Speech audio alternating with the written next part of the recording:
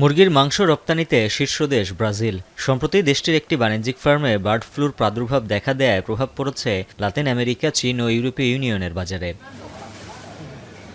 Brazil থেকে মুরগি আমদানি স্থগিত করায় চিলিতে বেড়েছে মুরগির দাম। বিক্রেতারা জানান, দেশটি থেকে চিলি মুরগি আমদানি স্থগিত করায় বাজারে দাম বেড়েছে 30 থেকে 40%। আর ক্রেতারা জানান, চাহিদা মতো বাজারে মিলছে না মুরগির মাংস।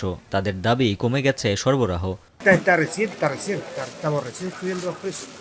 Este empezó el miércoles recién. ¿Ah? Así que más no sabemos más adelante cómo irá a ser. ¿Y cuánto está subiendo hasta ahora? Hasta el momento, imagínate, la pechuga está a 4.900 y ahora está a 5.500. Yo creo que ahí el gobierno, el Ministerio de Agricultura tienen que tomar las medidas adecuadas para que la fiebre aviar no llegue acá a Chile.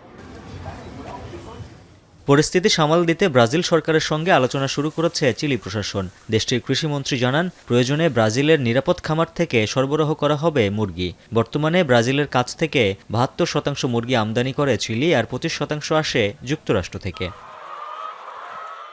এদিকে বর্তমান পরিস্থিতি বিবেচনায় ঝুঁকি এড়াতে Brazil থেকে ডিম ও মুরগি আমদানি বন্ধ করে দিয়েছে কলম্বিয়া। দেশটির খামারগুলো রাখা হবে 28 দিনের পর্যবেক্ষণে। এরই মধ্যে কলম্বিয়ায় যে খামারের প্রাদুর্ভাব শনাক্ত হয়েছে, সেই খামার করা হয়েছে জীবাণুমুক্ত। মূলত ব্রাজিল থেকে একদিন বয়সী ডিম ও মুরগির বাচ্চা আমদানি করে কলম্বিয়া। কলম্বিয়ার পাশাপাশি ব্রাজিল থেকে আমদানি স্থগিত করেছে আর্জেন্টিনা এবং মেক্সিকো। উজ্জ্বল হাফিজ, এখন বিশ্ব।